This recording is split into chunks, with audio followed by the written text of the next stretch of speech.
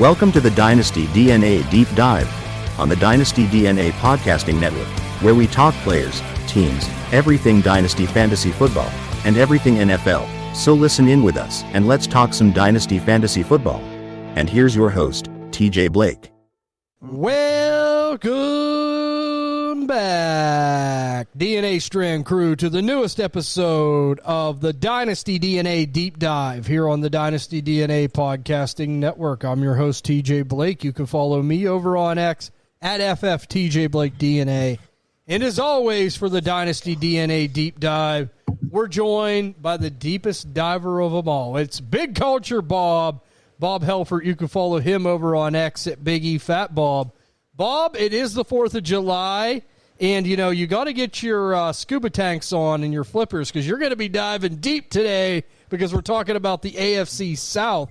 Are you ready for it? The near god-awful division. We almost got to come up like what they call the AFC North or whatever, or the NFC North, whatever. They call them the black and blue division. I think it's the NFC North is like the black and blue division. So I'm guessing this is like we barely do anything down here because our teams are all trash division.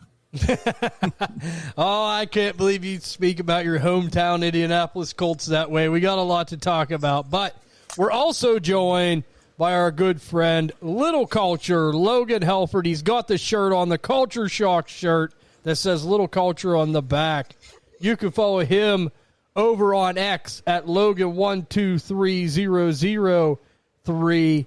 Logan, are you ready to talk about the AFC South here? I know Big Culture's fired up for it.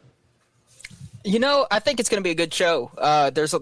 It's a dumpster fire division. It's about as bad as the NFC South, but I think we'll have some bright spots this year coming out of this division. A little positivity from Little Culture. You know, I love it. Bob's shaking his head right now. He's like, I didn't teach him that, Bob said, but we got a lot of good things to talk about, and I can appreciate it. So we'll open it up right here, right now with the Tennessee Titans, right? I mean, this is a team that we talked about a lot this offseason is like, we don't expect them to be a great, formidable force, right? But we do expect a little bit of improvement on offense with this team. I think we all kind of like Cam Ward a little bit as a guy that could ascend, not saying, again, he could be a top 10 type of guy.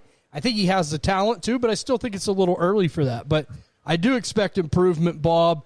Let's talk about the Tennessee Titans offensive line. I know they bring in Brian Daboll at offensive coordinator, Robert Saleh at head coach, a little bit of a change up there.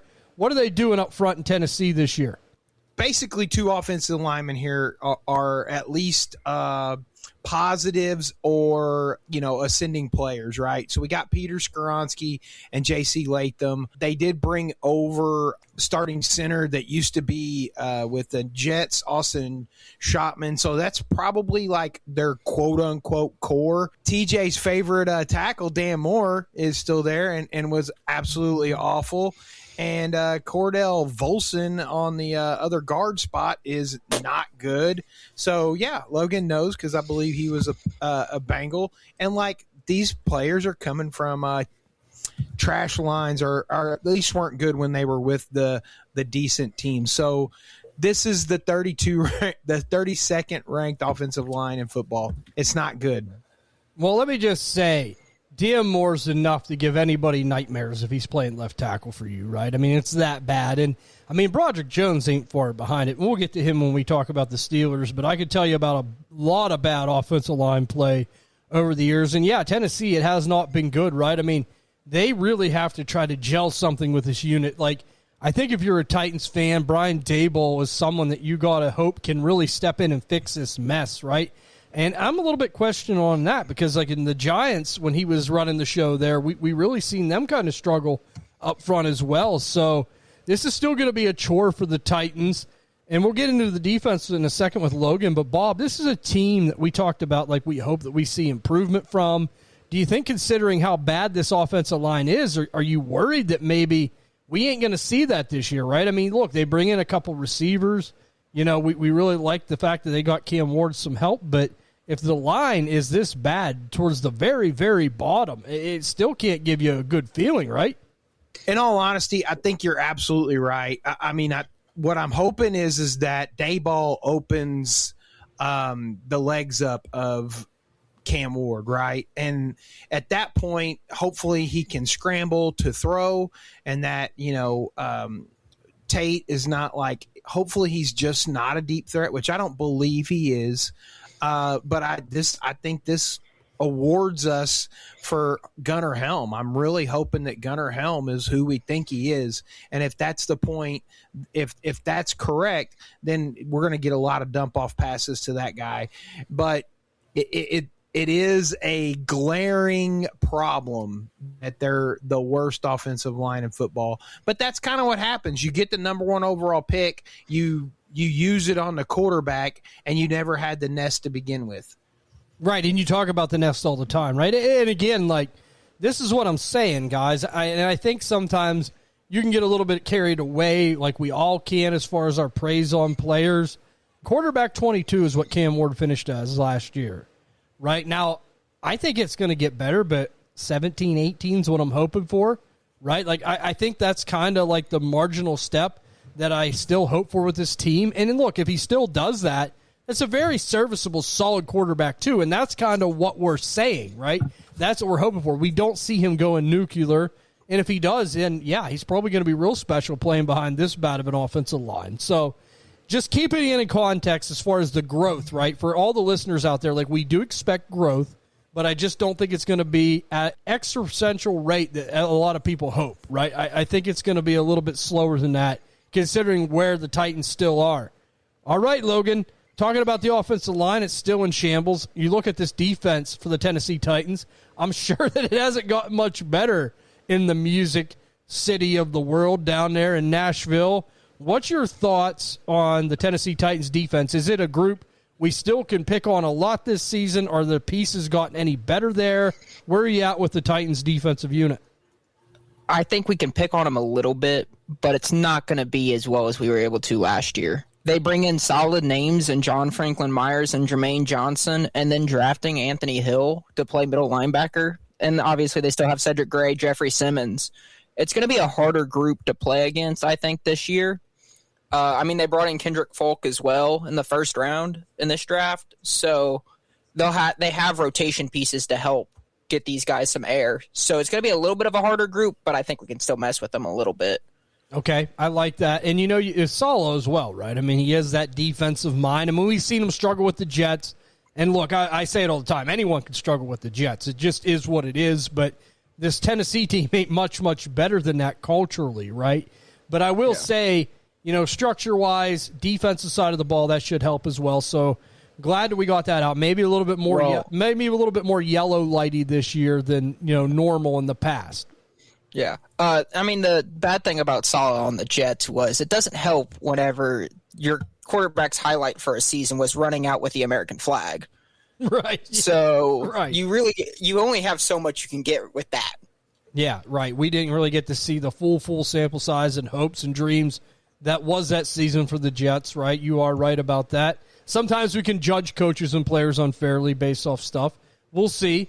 But, okay, let's go into the hardware here. Let's just go ahead and talk about Cam Ward very quickly, right? Because we mentioned him here in the opening. I'm saying quarterback 18, Bob, 17. Like, if he can pull that off, considering still where this team's at, I will feel better about it. And I know you mentioned the running. We got to see that more. Like, I know the guy isn't the most mobile guy in the world, but you still want to see something more in that department. Like, he's still an athlete. This guy's not a statue. He's a big guy. Right, I want to see him roll out a little bit more. I want to see him get out of the pocket. 17-18 as far as an overall finish for Cam Ward. Would that give you more hope on the horizon? Is that what you're kind of expecting, Bob? Yeah, it could be a pinch better, in all honesty. I'm kind of surprised. We may or may not get into Pollard, but the guy still had 1,000 yards last year behind this abysmal offensive line. So, there's protection there. It's just a matter of whether or not Cam Ward and Daboll can work out a pass on the throw or pass on the run game, right? So they did bring in Wan'Dale Robinson too. You know what I mean? I know we're going to talk about probably each group, but it's guys that get open quick. So maybe it's a little bit better than what you're talking about. but I'm not like expecting any better. You know what I mean? I think you're absolutely right. I think anything between 16 and 20, I think I'm going to be okay with. You know what I mean? He can't have, in all honesty, if he finishes 20, then the next year they better, really invest in the offensive line. But the defense, I think, has gotten better enough to where they're going to have more opportunities for Cam Ward to not have to press. You know what I'm saying? I mean, they did they did replace both corners. They bring in an absolute defensive, two defensive ends in Jermaine Johnson and Franklin Myers. I think that, Logan's already went over all of it. But I just think the defense is going to be incrementally better, and I think Cam Ward's just got to do a little bit more, and Brand Abel could be the absolute thing that brings all that together. But I'm still not expecting more than kind of what you're saying. All right. So I'm with you, Bob. And look, 20 would be a disappointment, right? I'm thinking 17, 16. Like, I really hope we see that incremental improvement. But, Logan, I just want to ask you straight up. I mean, Cam Ward, I know that you're a fan, right? You're hoping that you see the growth. So, in your mind, I mean, we know Tennessee's a dumpster fire. It just is what it is. Bob talks about culture all the time. And, Ty brings that up as well. Like, them two guys are very, very heavy on that phrase, that title. But do you think Cam Ward will be the starting quarterback for the Tennessee Titans in a couple seasons? Do you think that they can build enough around him, like the moves we've seen this year? You can put the offensive line kind of on the shelf a little bit, right? It's still not there. The receivers have gotten better. The defense, you talked about it, has improved a little bit. Do you see him still being the quarterback for this team in 2 years, Logan? I think he will be. I mean, let's start with this. As long as he doesn't have some terrible injury that causes him to retire early like Andrew Luck. But, he could be the quarterback for the future for this team. And I stand on that. I mean, we see it. I'll go ahead and touch my heart a little bit. We see it with Joe Burrow. He's still in Cincinnati, even though he's easily the most sacked quarterback in the NFL right now. But I think he can still be the Titans can still have Cam Ward the quarterback of the future. And, I mean, the offensive line's abysmal, but they're attempting to make improvements. I think they get a solid left tackle in there. We could be seeing a absolute glory season, mid to high QB1 from Cam Ward if they get a decent left tackle. For sure, because I do like the weapons. And as Bob said, I think they're underrated, right? Wan'Dale Robinson, always underrated. I mean, Tate, the rookie, kind of, everyone looks at rookies a little more shallowly, right? And then you have, Gunnar Helm, who we kind of believe in as a guy that could be a riser. So a little bit more sneaky in the weapon department, and I have to agree with you on that. But let's go over to the running backs here, Logan. I'll start with you on this.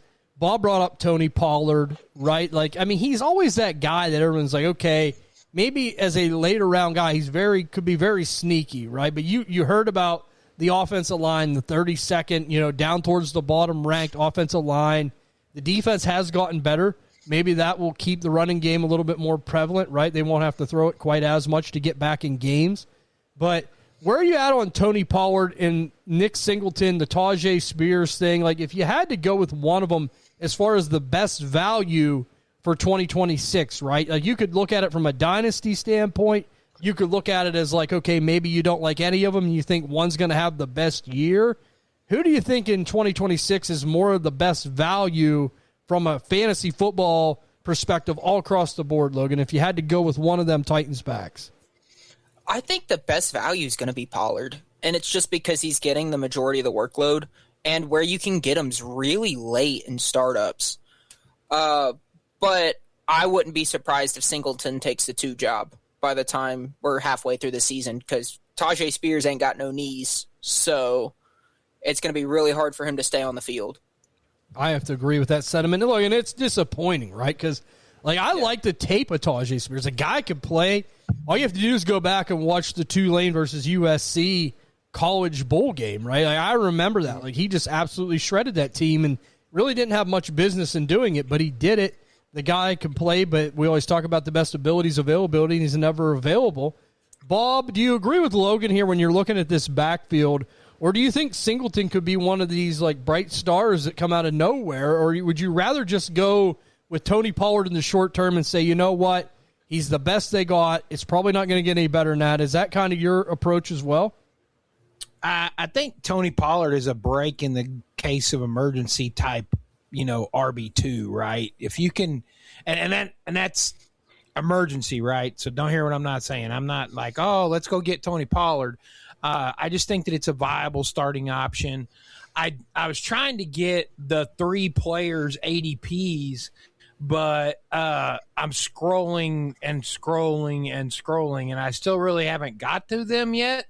So I'm going to assume that they're super low, which, Pollard being I'm past 134 or whatever, like if you're getting him that late as the starting running back, even for an abysmal team, it looks like Singleton's above him, unless I missed him while I was scrolling. No, Singleton's above Pollard. So, I think you've seen Singleton in college, right? It's there, right? It's can he put it all together? And I'm hoping that Dayball can get that out of him because credible athlete, right? But I just don't. He's going to kind of have to show it to us, TJ. Like I didn't see enough of it in college to be like, yeah, Nick Singleton. And Katron Allen was playing better than him last year, regardless of athleticism. And Tony Pollard or whatever is putting in the work. You know what I mean? The yeoman's work. He's doing enough behind an abysmal offensive line with a quarterback that wasn't very productive last year. So, yeah, I think Pollard is still the value, especially for 2026. That doesn't mean that I won't have my dirty shares of Singleton on the far back end of my lineups, hoping that this team gets an offensive line and they decide to run Singleton, in 2027. But I also am like, I'm not counting on it. You know what I mean? Like, I just don't want to, depending on what the cost is for either player. But I could see sending a third for Pollard and maybe a third for Singleton. But, thirds are trash water. Right. And again, like you could probably be served to go elsewhere and you're going to do better than this backfield. I just don't want to fall into the Tony Pollard trap again, right? Like, I get it, but like you even look back at his career in Dallas, like he was kind of just like that hit or miss type of player, right? And like, that's fine. You could be that, but in Tennessee, a place that abysmal, like you can't afford to be that, right? Especially in a fantasy football setting, because when you miss, you really miss, right? We've seen a lot of 2, 3, 4-point Tony Pollard games, and I just think with this backfield, and you mentioned about Nick Singleton, right? I've watched a lot of Penn State football. As you said, you could see the splash. You could see the big playability. It's there. He's capable of it. And I'm sure in this league he's going to hit some of them big plays. But he's never the guy, right? He's not the guy. He's one of the guys. And like we talked about Katron Allen kind of grinding out those tough yards, right? Whenever the going got tough, Penn State seemed to lean on Allen a little bit more. And it just is what it is. Like I seen it with my own eyes, right? And I get that the talent's there, but I just don't think I can trust it that much. So this backfield in particular, I'm kind of staying away from, right? Like if you pick Singleton in your rookie drafts, I have no issue with it just because of what this class is and where it's at, right? You get him in the second round or something, that's not a bad value in hopes that he could turn the corner and become the guy. But that's just kind of where I'm at. But let's talk about the receivers, okay? Carnell Tate coming into this team, Wan'Dale Robinson. Bob, I know you mentioned that you were a little bit shocked here, and, maybe they're not going to use Wan'Dale Robinson like so many had hoped, right? Getting all those targets with the Giants. This is a team that's, a little bit worse for wear. He is reuniting with Brian Daboll, is Wan'Dale Robinson. Who do you think has the better year statistically, Bob, between these two guys? I mean, do you think that Tate, maybe starts out slow and gets hot and kind of out-edges them, or do you think Wan'Dale is just more consistent, and where do you see them kind of finishing at right now? I mean, if Tate does what I expect him to do, and that's draw the number one corner, then Wan'Dale still probably has the better year. Now, that may not be great, right? But what I understand is they're not really clicking right now in mini camp, or whatever they're calling it. So if that's the case, then I'm a little worried. But I also think that you paid this money to bring this guy along. Yes, you drafted Tate, but it wouldn't surprise me if the both of them, are in the top 3 in targets on this team. So if that's the case, I still think they're going to be down a lot. Their defense got better, but it's not gotten good. They should still see a lot of targets, and hopefully they're catchable targets. And if that's the case, I think Wan'Dale slightly edges Tate out. I like Tate's talent, but I think Ty was one that brought it up, even like he's going to draw the number 1 corner for every team that they play against. Now, they're playing a last place schedule, if I'm not mistaken, so it's not like every team's got a really good corner. You know what I mean? So, and Tate's a pretty good athlete. He high points well.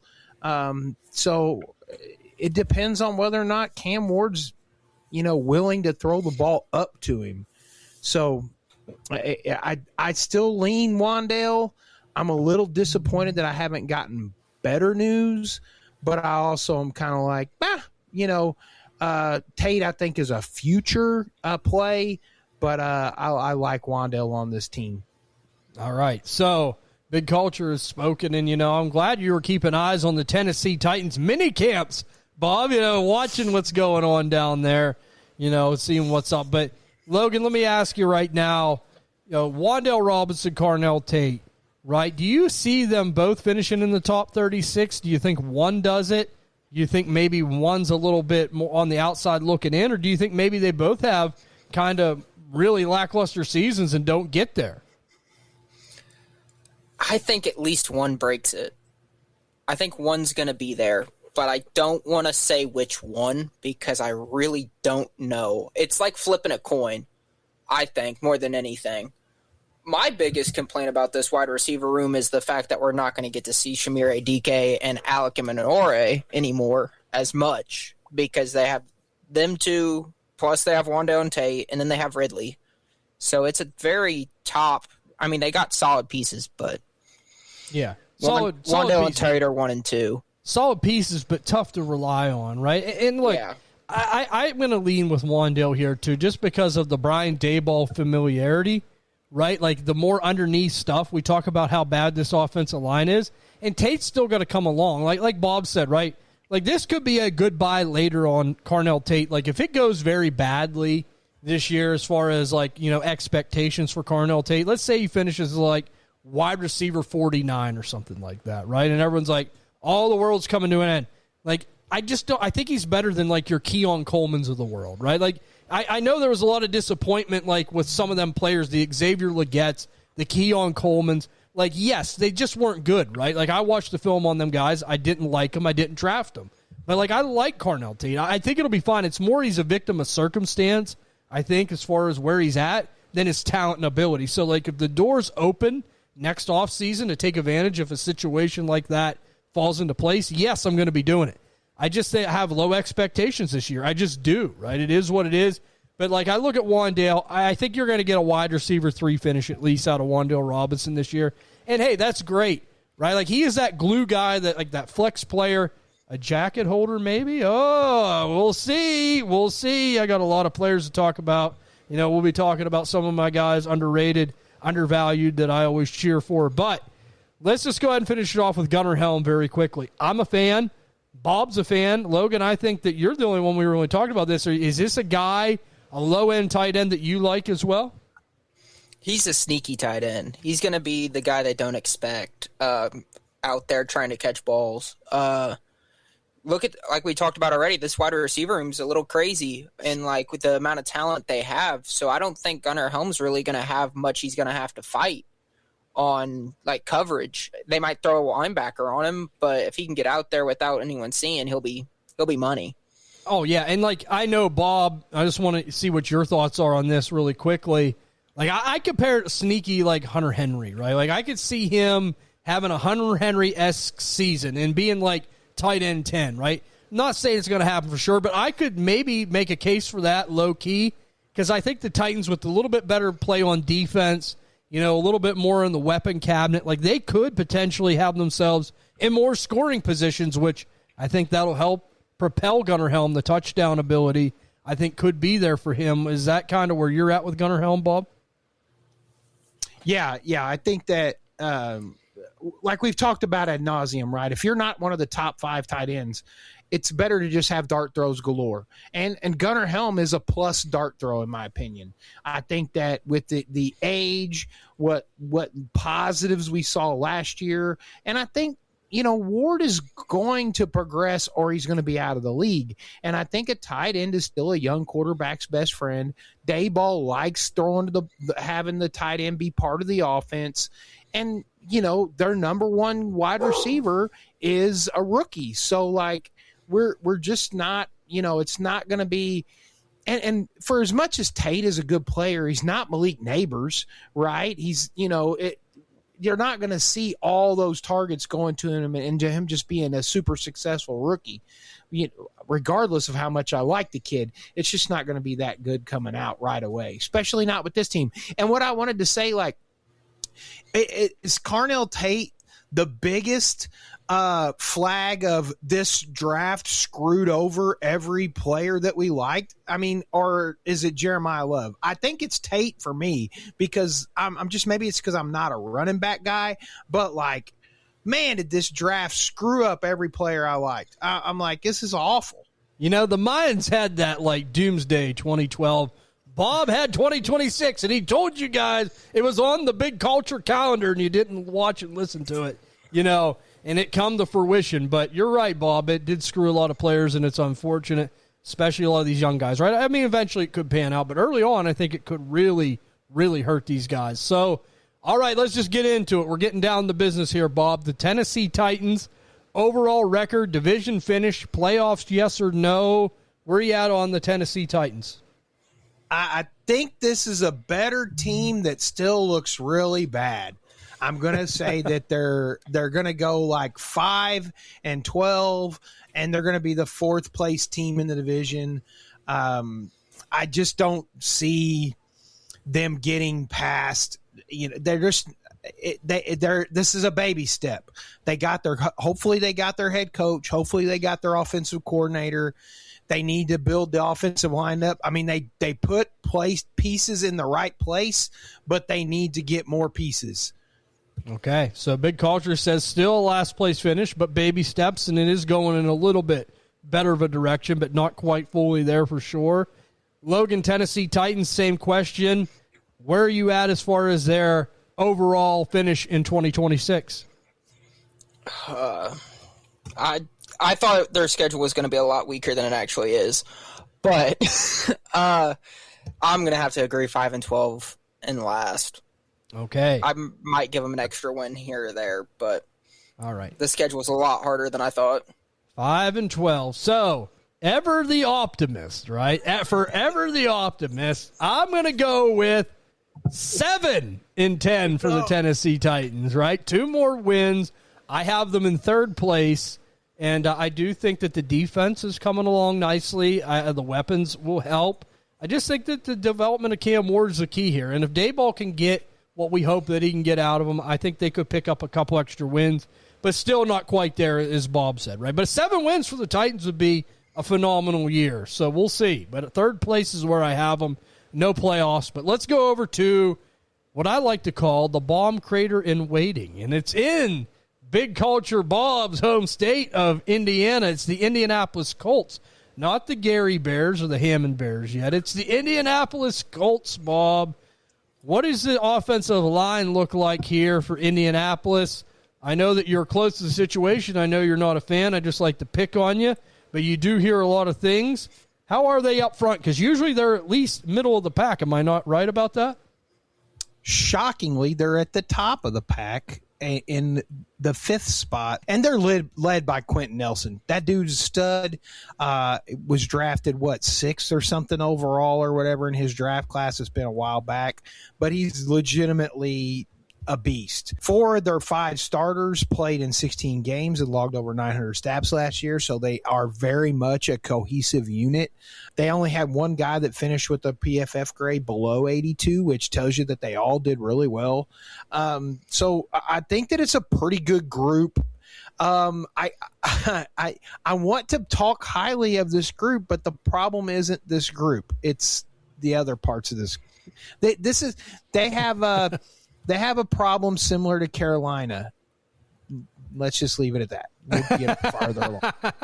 All right, so let me just say, right, like I always use the bomb crater and waiting reference, right? Like the nuke bomb gets dropped, you don't see it coming. That could be the Colts, but right, if it was anything to prevent that, it is this group up front, right? Because they are very solid. They just got to stay healthy to really help this team keep their head above water, I feel. Logan, defensive side of the ball for the Colts, how are they looking this year? Again, a unit that, like, I just feel like with the Colts, and you guys probably know this better than I do, but like they're either really good or really bad, it seems like at times, right? Like there's really not much of an in-between with this defense. Am I wrong about that? And where are we at with this unit for 2026, Logan? I think this will be their middle of the pack. It's really going to hinge on Latu's development, the production of CJ Allen and AJ Halsey, and the ability for these other guys to actually do something. They brought in Sauce Gardner last year in the middle of the season, and it, like, ruined their season. So it turned them into a dumpster fire somehow.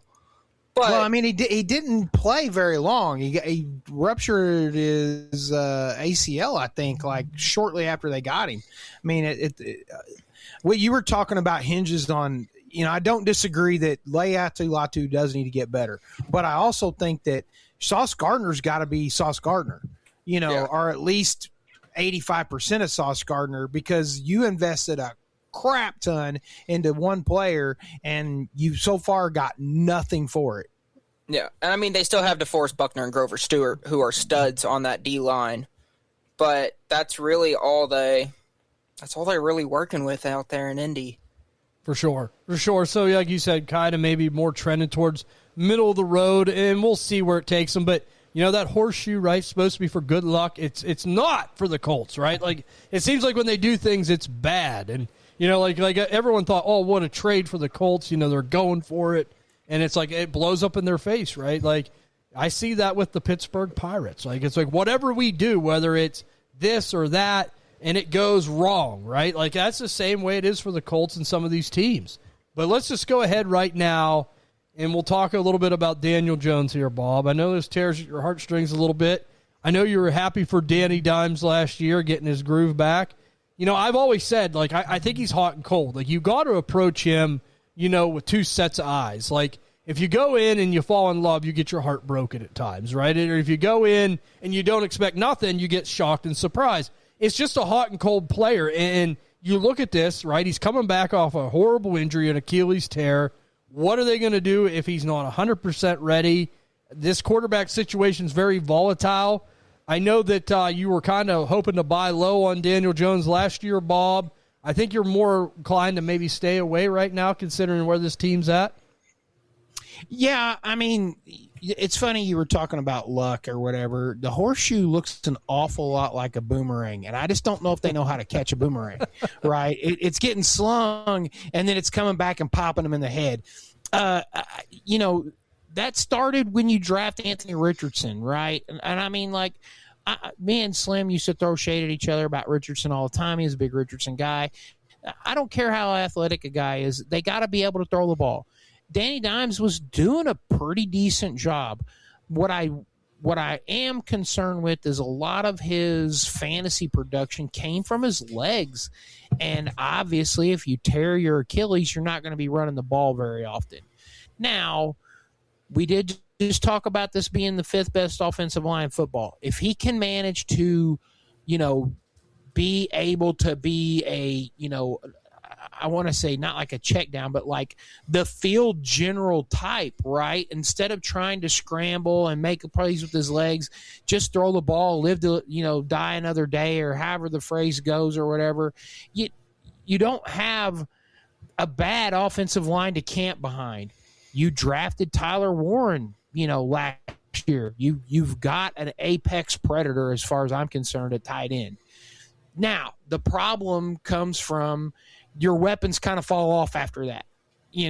So Daniel Jones is literally going to have to do his best to either slam the ball in Jonathan Taylor's gut consistently or hope that Tyler Warren's open when he turns around, because I'm afraid the rest of this offense is the proverbial bomb crater that you've talked about.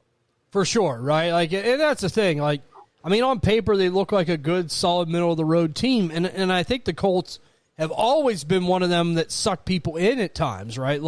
You invest. It's the big gamble, right? You hope that it turns up for you. But, just considering what happened to Daniel Jones and where they're at, I'm not playing that gamble right now. No chance, right? Maybe on another day, but I will live to die on another day, as Big Culture Bob says, right? I'm not playing with the Colts right now. And let's just go into it with Jonathan Taylor here, Logan.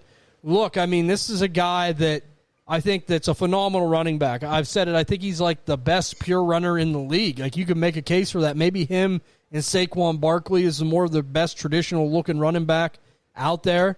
But I just don't know. The offensive line's great, but, if you have no threat of throwing the ball downfield, right, you've got a quarterback that's coming off a terrible injury.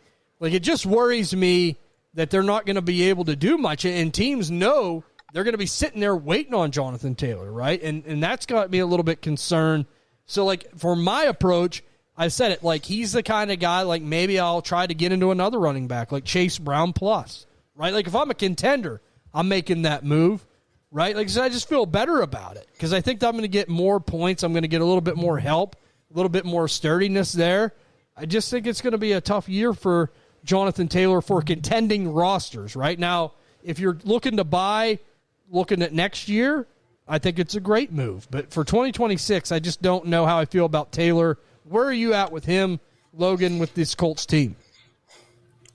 It's really hard for me to look like one of those hard head-down running backs who's a pure runner and be excited. The injury risk is so high, and just we know, you said it already, who are we scared of on the Indianapolis Colts offense? Tyler Warren and then Jonathan Taylor. That's it. You got two guys that are the fear of the team, I would say. So you know what it's going to. They're going to put extra coverage on Warren. They're going to put extra coverage on Taylor. It's going to be – I think he's going to have a down year. Yeah, so do I. That's that. Yeah, that's where I'm at. I'm worried about it too. And you said about Tyler Warren, look, I think from a dynasty standpoint, it would be a great opportunity to buy low on Tyler Warren after this season because – I think the air's going to come out of the balloon a little bit, right? You look at Chicago, Colston Loveland, he just fell into such a better situation with a guy in Ben Johnson that wants to utilize him, an offense and a team that just seems like it's more equipped, ready to go right now. And you look at Indianapolis, right? Yes, they could force feed Tyler Warren, but I worry about injuries. I worry about, like you said, people sitting on these underneath routes. How open is he going to get? I'd like to see him get a little bit creative and do some of the things that he did in college for Penn State, but we really didn't see that last year from Indy, right? So what's your thoughts right now on Tyler Warren, Logan, as a dynasty asset? I want to know that. Is he a guy that you maybe want to buy low for later on? Is he a guy that you believe in this season to have a good year? What's your thoughts on him? It's not a belief in this season, but I think he's a top 5 tight end. Just purely based on age and the production we have seen. We know he can perform at a high level. We saw it a lot last year.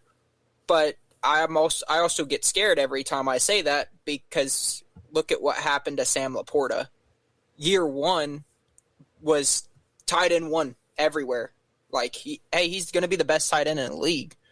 And we saw this last year completely dropped. So I think we're going to see the same thing with Tyler Warren happen, but I think he's going to be a top 5 tight end when it's all said and done, and I think he will be. I think that's the best spot to get him in startups. For sure, and that's what I'm saying. If I roster him, I'm being patient, right?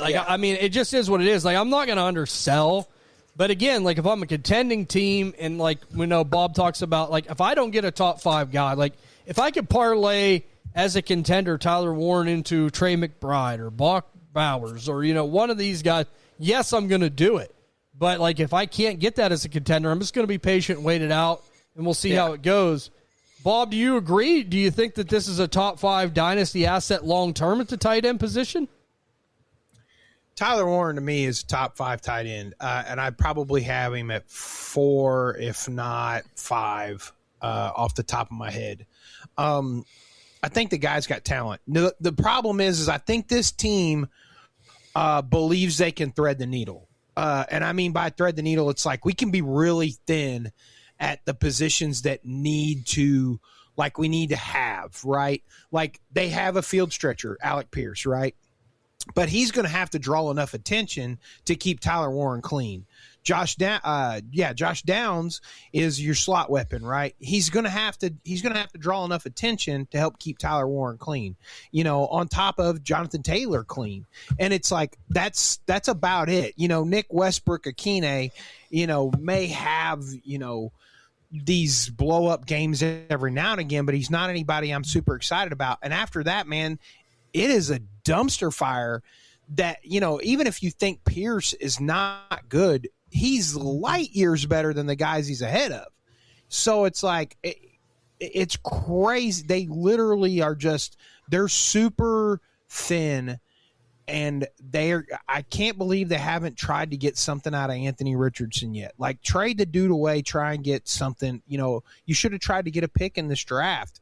But I think that they're just in this purgatory right now where they really needed to do something and they didn't. And that's where it is. I mean, I think that they feel like their defense needed to get improved, and it did, but not to the point where, as soon as they improved it, the guy tore his ACL. That's just freaking dumb bad luck.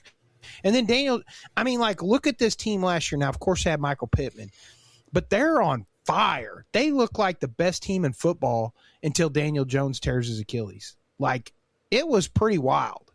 And then, Daniel Jones tears his Achilles. Pittman kind of everybody slows down. Taylor can't do anything because there's no threat anywhere else.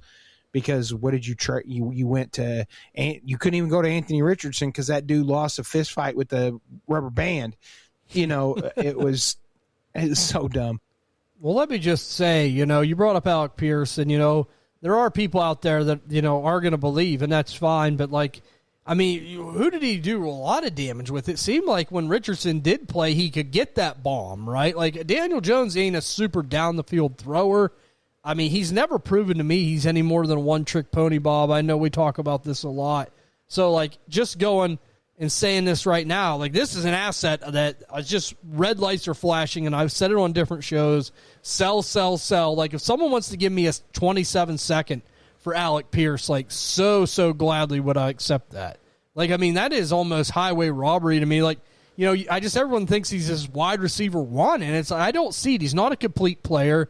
And if he is there and, he's someone that people want and he's available on my rosters if I have him, and I don't, unfortunately, because I would be getting so many 27 seconds if I could for Alec Pierce right now. And I just think that he is the kind of guy the value just will absolutely fall out of this year. So I know that none of us are big Alec Pierce fans, so we don't have to talk about that much more. I think everyone would like to sell, especially for them type of prices. But let's just get into the overall finish here for the Indianapolis Colts, Bob. Record, placed in the division, playoffs, yes or no? No playoffs, third in the division. They're one better than the old Tennessee Titans. I'm going to go with 6 and math, 11. All right, 6 and 11. Bob has the Colts in third, no playoffs. Logan, where are you at on Indy here for the 2026 campaign? Yeah, they're going to 7 wins maybe. Third in the division, no playoffs. I think the top end's going to be strong. Okay. So, this is TJ's worst team in the division. That's right. Fourth in the division for me. Fourth. I've been talking about the bomb crater. You guys know I've been saying it. I have them fourth at 5 wins for the Indianapolis Colts this year. I just think it's going to be dark, dark days there for a minute, right? And if you're the New York Jets, they have that draft pick, that first-round pick. I'll tell you, the Jets might have just finally lucked into something. We'll see. We'll see how it goes, but they'll probably screw it up anyway, as Big Culture Bob always says. Now, let's go over to the next team. Brighter days are ahead, brighter teams to talk about. The Houston Texans. You know, everyone thought that this team was just going to turn into one of these perennial Super Bowl contenders. You know, after that first magical run with CJ Stroud during his rookie year, they made so many upgrades, and it just seems like they've kind of gone backwards or at least stayed still in motion. The defense is amazing. We'll talk about it. But boy, oh boy, Bob, I know this offensive line you are not looking forward to talk about. And you were giving us some of your rankings here before the show. Go ahead and tell us about the Houston Texans offensive line. Where's the beef? Now, in all honesty, they're 30th, you know, and I don't even know if you could call this an improvement. Instead of just trying to find like one or two guys and building it up, it seems like they swap out the whole line like every time. It's wild. I don't even. It's weird. Like, they drafted Irsay, I think, last year. Yeah, Irsay. So he's their new left tackle. Wyatt Teller and Braden Smith come over. It's just so they got a little bit of depth there. That Keelan Rutledge they drafted in the first round this year to be their new center, and it's just. They were bad, and they still got to gel. So if they picked all the right people, which they haven't done, you know, one time ever in our lives, or in their history, then maybe it'll work out. I'm not sure, right? But you know, they do have some depth. You know, maybe just being able to keep guys fresh will help. But they got to gel together, and they were bad. They were just bad. Right, they were bad. And you know, as you said, I really don't see much improvement here, right? I mean, like you said, they bring in some additions, but these are guys that are kind of either past their prime or, you know, they're guys that really haven't done nothing. It's going to have to really prove it to us as far as being able to play high-end offensive line in the NFL. And you look at it, right? Like, I feel for CJ Stroud. Like, I honestly think this kid gets a lot of grief about his play. And look, it can be better. But this whole team is kind of just on the offensive side of the ball, kind of just trudged backwards. And, you know, you really can't blame him super much for that. Like, it hasn't been good. But, like, we know he's more of a pocket passer. It just is what he is. Like, he's not a guy that's going to run all over the place. You got to give him the time. You got to have guys that get open outside of Nico Collins. But, okay, Big Culture throwing down the 30th ranking for the Houston Texans. Not a lot of love lost there. We know you talked about that a lot last year, Bob. Let's talk about the defense, Logan. This is a unit that is one of the tops, no doubt about it. I mean, through the playoffs, that's really what carried them and gave them opportunities. We're going to see another good unit for Houston again this year. Oh, most definitely. They didn't lose anything that I'm noticing that I was like, oh crap, they lost this guy. But they did bring in Reed Blankenship from Philly, who is a solid free safety. At one point, the secondary on the Eagles was called the Exciting Whites, but Reed Blankenship was part of that, and he absolutely is a stud in that free safety position. The real biggest weakness is going to be their defensive tackles right in the middle. So I think if you're going to try and do anything, I'd be run up the middle. But it's going to be hard with Will Anderson and Danielle Hunter coming in on the sides trying to stop you. For sure. And, you know, like we talked about, they can get after the quarterback, right? We've seen it. And, you know, they're a team that can bully you. And I seen it firsthand with the Steelers, right?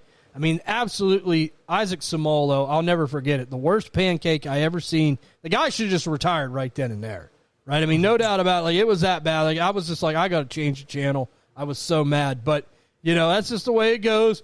And this Houston team has some bite to them, no doubt about it, on that side of the ball. So, a lot of red lights in fantasy matchups, I'm sure, again this year. You guys want to steer clear when you can, if you can.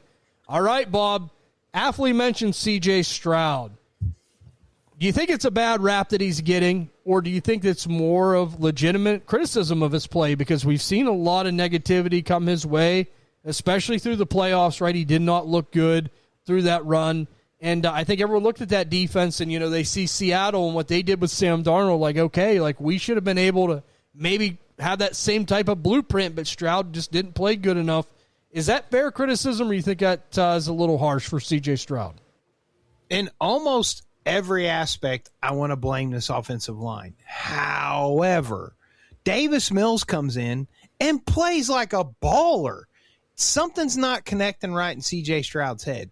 Davis Mills looked really good, and I'm like, okay, in my super flex leagues, I want to pick up Davis Mills because he might end up getting a shot somewhere, and then I'll trade him off. But, like, legitimately, like, or, like, sometimes I don't know. Sometimes it just doesn't click, and maybe CJ Stroud is not conducive to the players on this team. I don't know, but for whatever, the offensive line's pretty bad.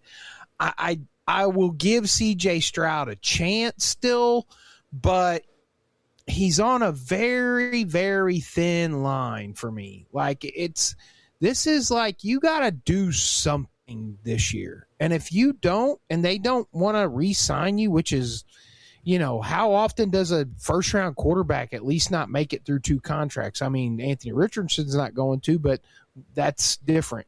CJ Stroud looked really good his first year and just turned into dog water. But the offensive line's been I wear as much underwear as this team changes offensive linemen. They just keep swapping and swapping and swapping and swapping. It's crazy. So, Bob, let me ask you then. Dynasty asset CJ Stroud, you taking a chance and going low in and buying, or is this a guy you're just avoiding? I mean, and you can blame it on the offensive line. You could blame it on him, whatever you feel. But, like, is this a more of avoidance for you? Or is this more maybe of, okay, maybe I could sneak in the back door maybe? If I have 2 quarterbacks ahead of him that I really trust, I don't mind taking the risk. Because it's still there, right? The talent's still there. Whether or not he puts it all together is the problem.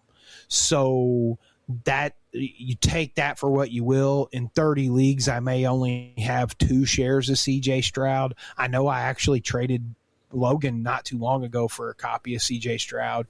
So I don't remember what we swapped at all, but I'm pretty sure he's like my QB4 or my QB3.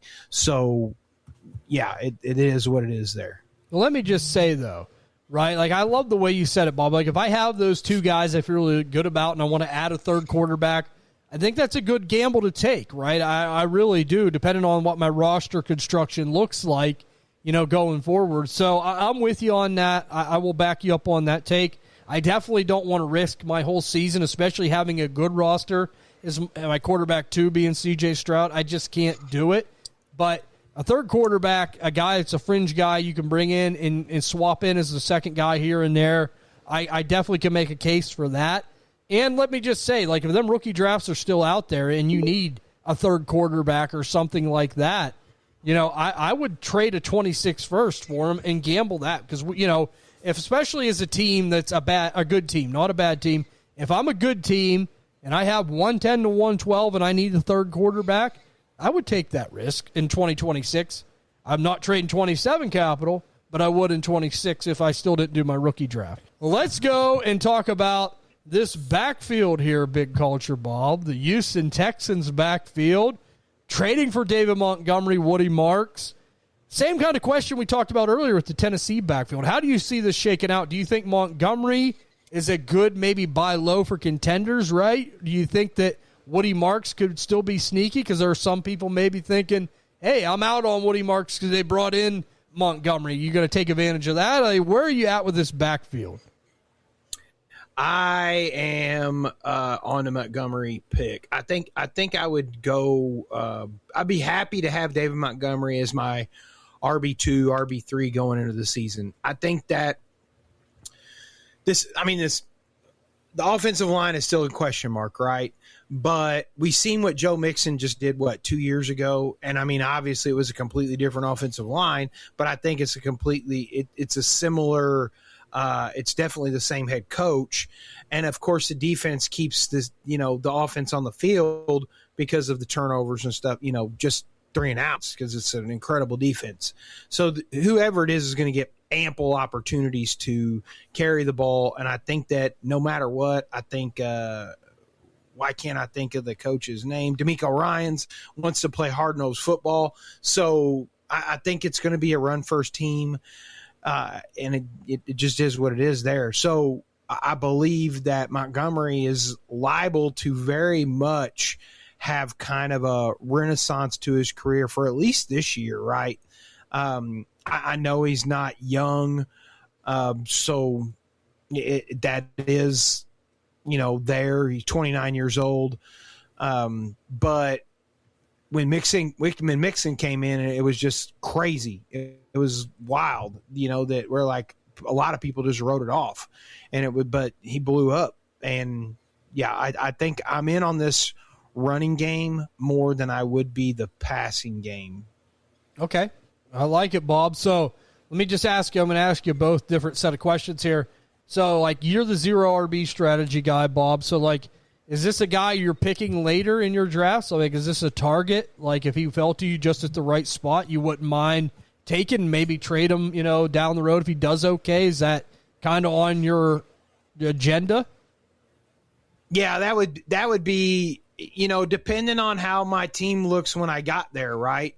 If it looks like I can be competitive with what I've put together and David Montgomery's there and I could keep, use him as an RB2, then I might be tempted to roll it out, just keep going with it. But if if I've built a team that looks like I'm going to punt, which I usually do in a startup, I'm that guy.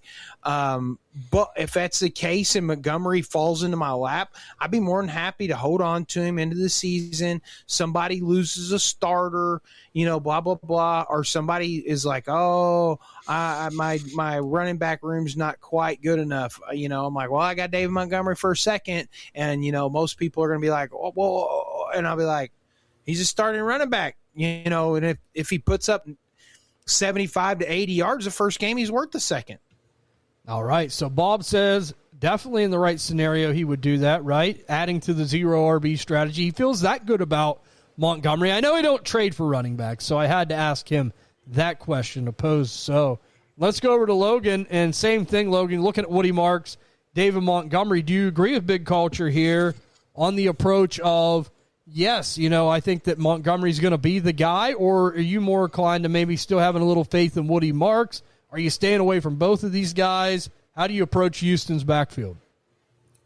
I think Montgomery's going to be the guy. It's hard to, because Woody Marks isn't top of the line, but at the same time, Montgomery's been chilling with Gibbs for the past year and a half, 2. I don't remember when Gibbs got drafted, but he's been in a tandem backfield. It's going to be really hard for me to say, they're not going to try and run both of them at the same time, just because of what Montgomery can do when that happens and freshness of the legs. Yeah, and let me just say, right, you look at what happened in Detroit. I have more faith that Montgomery has a little bit more juice than people think, because the fact that Gibbs was there, he wasn't asked to be run into the ground, right? There were games that he had to carry the load a little bit. Sure, I'm not saying that. But you look at last season especially, right? The workload got cut back a little bit. So there could be a little bit more tread on those tires for David Montgomery. And I'm with you guys. I think it's a good asset to get as a contending team. Just a lower-end guy. Look, I have no problem. If I felt very, very good about my team, and, I don't want to pay the prices like Big Culture says. I don't want to pay the mega prices for a running back, and I just need another guy. A late 27 second for David Montgomery. If I know I'm a top 3 team in my league, I don't have an issue with it. I think you'll get a good return on investment for contending rosters at them prices. But let's go over now to the receiver, Nico Collins, right? This is the main guy I want to talk about because, there's so many people that look at this guy. He's a very polarizing player, right? It seems like there's the absolute people that love to have him. He's a dominant force. They believe in him. They pick him high. They trade the first for him, whatever, right? 27 years old. Bob, how do you look at Nico Collins? Is he that wide receiver one in your eyes? And if you had to believe in somebody more over these next couple seasons, I want to see what your thoughts are here. Would you believe in Drake London more, or would you believe in Nico Collins more? My problem with Collins is just the age for where he is in his career, and a little bit of dinged up health wise, right? I would probably take London before I took Collins in a startup. So if that tells you anything, it's an age thing. If I'm trying to be competitive, I may go Collins first. You know, I would want a little extra if I was trading London away. Because, you know, I just don't, you know, 2026, I think I trust Collins more. 2027 depends on who the quarterback is for Atlanta. If it's one of those left-handed dorks, then I'd rather just roll with Collins for another year.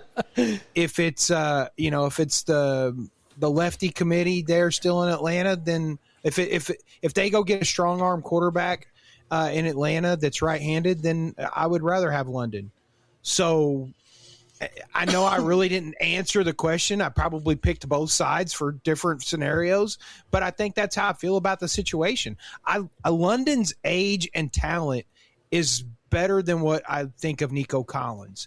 However, the situation is more positive, I think, on the Collins side than it is the Nico side or the London side. So you still feel good about the quarterback scenario with Stroud more than you do with Atlanta with the left-handed mess. I can't believe that you'd say that, Bob. Here's the thing. Like, the offensive line is better in Atlanta, and they still look like trash. Right, and we just got done with the NFC South, so, you know, I know Bob went full scorched earth there, so no doubt about it. So, you know, Logan, I mean, look, you know, we talk about Drake London, Nico Collins. Like, I'm just going to say this. Like, in startups, these are two guys I don't like to pick, right? Like, I'm just going to tell you that right now, right? And I know I wanted to see what your thoughts were. I feel like you didn't give me a choice, TJ, and then you're like, nah, I'm not taking either one of them. Well, that's the benefits of being the host here, Bob, right? I just want to put you on the hot seat, and then I can just hit the eject button totally. But, you know, I don't want to pick either of them, but, like, I'm with you, though. I think that Nico Collins this year, if I had to say who would I trust more to have a more productive year, I think it is him. But the injuries are a problem. But is this a guy you're investing in at all here, Logan, Nico Collins on contending rosters? Or, you know, you're going to try to go maybe for other options here? Nico's an easy buy for me if I'm contending. It depends on my roster. But I would take Nico over a good chunk of receivers in the league right now. He's solid. He's productive. He's a Michigan guy. He somehow came to the league and lit a fire under everyone's ass. His biggest downfall is there's not really a solid two to run with him. Yeah. Like, he's it. At one point I would have said Tank Dell was there to run with him, but Tank Dell's never on the field. I mean, granted, I'll give him a break because he was shot, but still, there's not a running mate to draw any pressure off of him. So I'll take Collins. I'll take Collins at 32 over Drake London right now. So absolute hatred of Drake London, right? It's not even London. I know. It's a left-handed mess. It's a left-handed mess, right? I don't even care that they're left-handed. They just both suck. Uh-huh. Like, I can't, like, if you're going to say, hey, there's 32 starting quarterbacks in the NFL, I'll take, like, 8 backups over Tua and Kyle Penix. No, I can't disagree with you. But let me just say, though, right, like, it's one of them things, like, I don't want to pick him in a startup. But, like, he's the kind of player, it seems like the price is always pretty level on Nico Collins, right? Like, it don't go up much. And I just think the big thing, like, if you're looking at acquiring them, is the injuries. Bob talked about it. Like, that's the big thing that could set you back. But, like, if he's healthy and available, he's proved he's got that connection with CJ Stroud. He does got that mojo as far as where that is. And, you know, I could see him having another wide receiver one finish this year. it's just hard to trust with the injuries, right? And it's too inconsistent with the team. I mean, I'm more of a person that likes to shop in other stores, but I will say at least his value stays steady. So, like, I can at least say for the people trading for him, I can make a case of, like, okay, you're not giving up the pig, the goat, the horse. Like, you're just giving up one of them. Like, and that's okay. Like, you're not getting absolutely multi-asseted on Nico Collins, if I should say that. So, I don't mind for the right price, but he's just someone I don't fancy. But let's go over now to the overall finish here of this Houston Texans team, Bob. Record, playoffs, yes or no? How do you see it shaking out for the Texans in the division here? I feel like I've been betting against the Texans for a long time because the offensive line is terrible. So I'm going to actually claim that they finish second in the division. Man, no, I'm gonna do it. I'm gonna say they win this division. They're in the playoffs, and I think that they finish with a 11-6 record. Let me just say, great minds think alike, Bob, because I'll just give mine right now. That's exactly what I have. Division winners. So I'm going to let Logan go, but I don't want to go in a big tirade because I'm like, wow, Bob had the same record as I did. He had him finishing first. So I'm with you on that. Logan, how do you see it? Is it a clean sweep for Houston to take this division in your eyes, or are you going to go the other way? It's a sweep to take the division over here at the deep dive, but I'm a little bit different because I think they go 10-7. Okay, and I don't hate that. I mean, I think it's entirely possible. We talk about this division. It's kind of similarly to the NFC South, kind of wide open-ish, right? Like a lot could happen. It could be a little fluky at times. But, yes, it's going to be the Houston Texans. I'm with you guys winning the division. So let's go over to last year's division winner, the Jacksonville Jaguars, Bob. One of these teams that kind of, come out of nowhere. A lot of people didn't expect much, but they do win the division. Liam Cohen, you got to at least give him the flowers, right? Like, good, strong, solid offensive mind. Helped this team turn the corner a bit. Trevor Lawrence played a little more Trevor Lawrence-esque we hope to see, right? So, offensive line for the Jaguars, how do they look coming into 2026? So, this is a sum of their parts offensive line. They have a deep little rotation going. They're 29th in the league. This basically says a unit is a cast of solid players that lack the talent to push the unit into the top 20, and that can easily be enough with one of the best offensive play callers as head coach. So they are being coached up. Let's just put it that way. So the line played pretty mediocre, and the thing that worries me all about this team we will get into when we go to the quarterback. Okay. So Bob says it's a sum of many parts, the Jaguar offensive line, and you heard down towards the bottom on the big culture ranking sheet, right, that he's got rolling right now. So, all right, Logan, we talk about the Jacksonville Jaguars. They turned the corner. The defense took a step up last year, right? I mean, they surprised a lot of people. I feel like they played a little bit more tough, nasty type football. I believe they did have some departures. How does this defense look heading into the season here for 2026?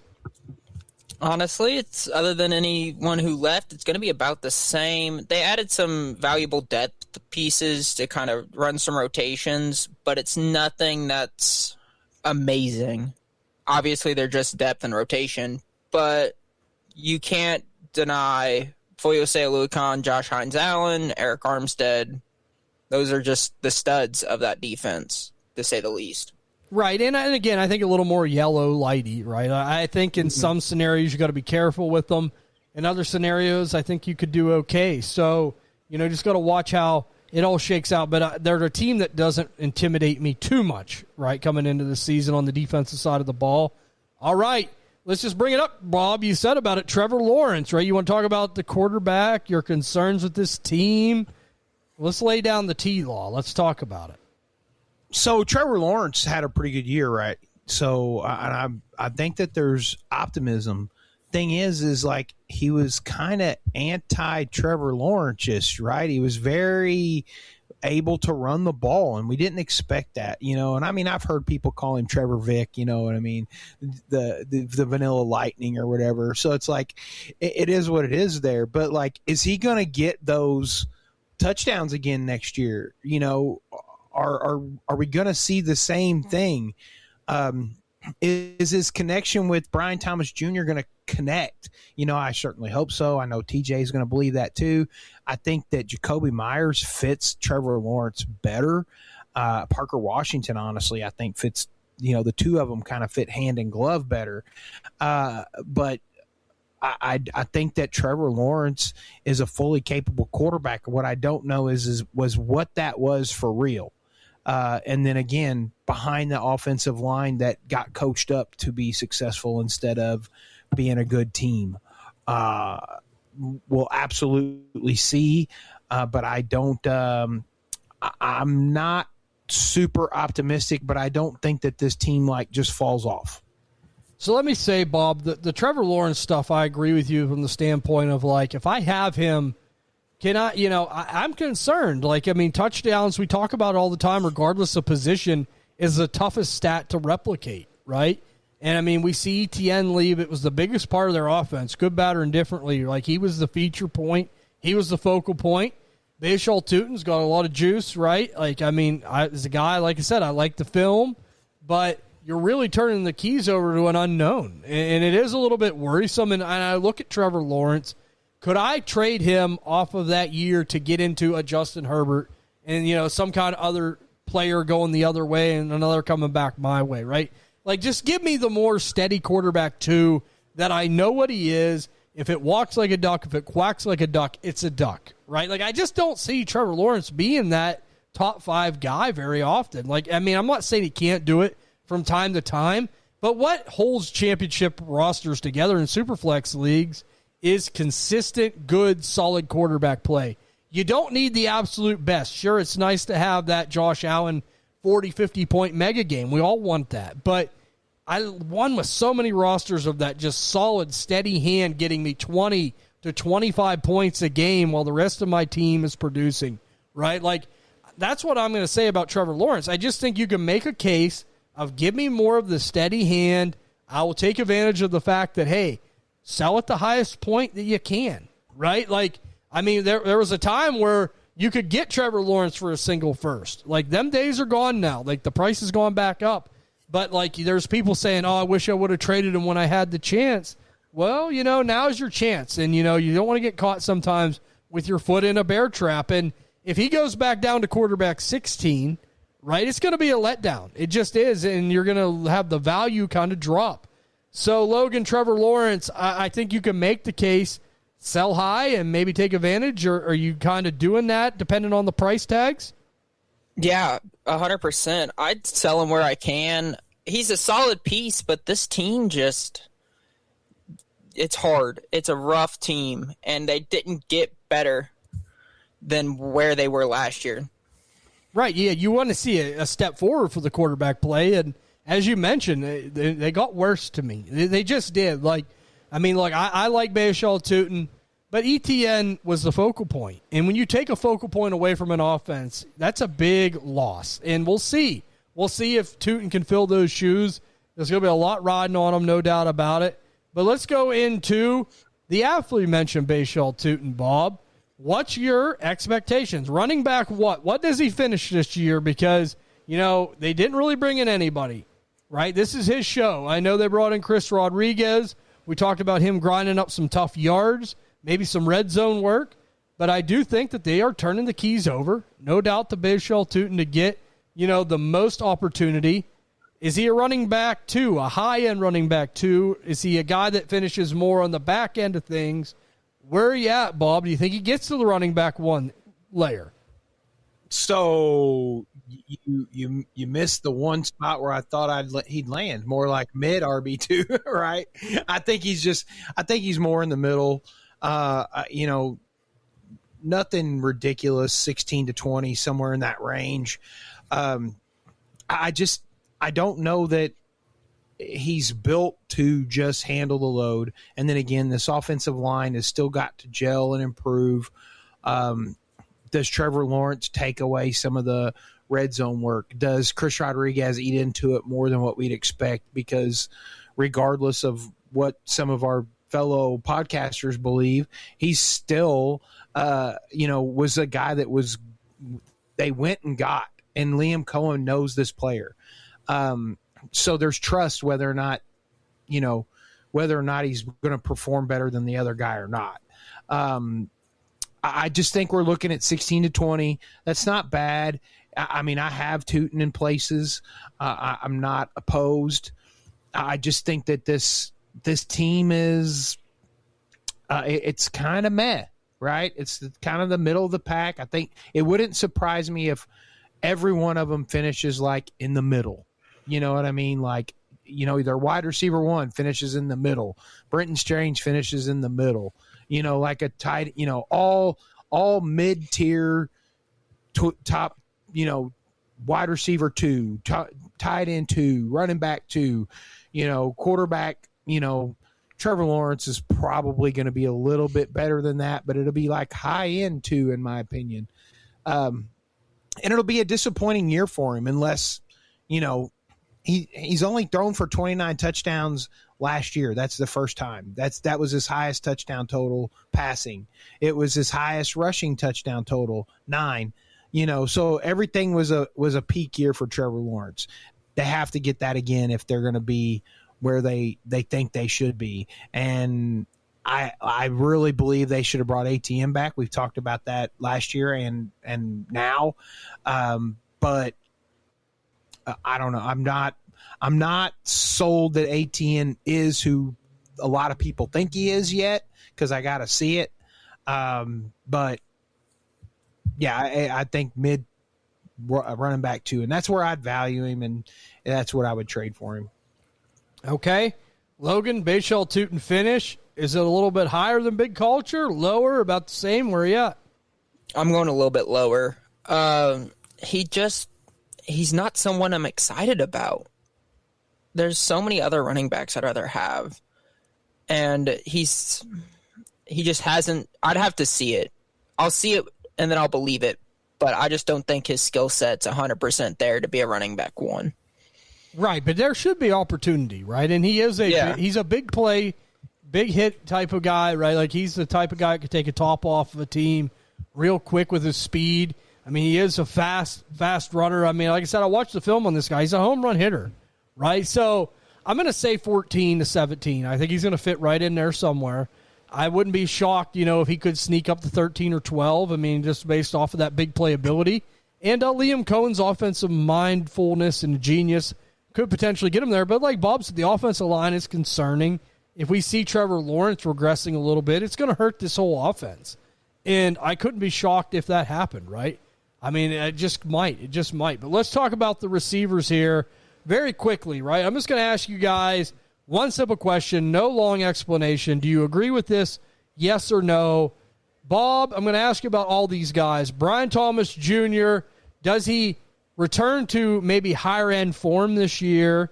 Jacoby Myers, is he still a solid flex play for 2026 as he always is?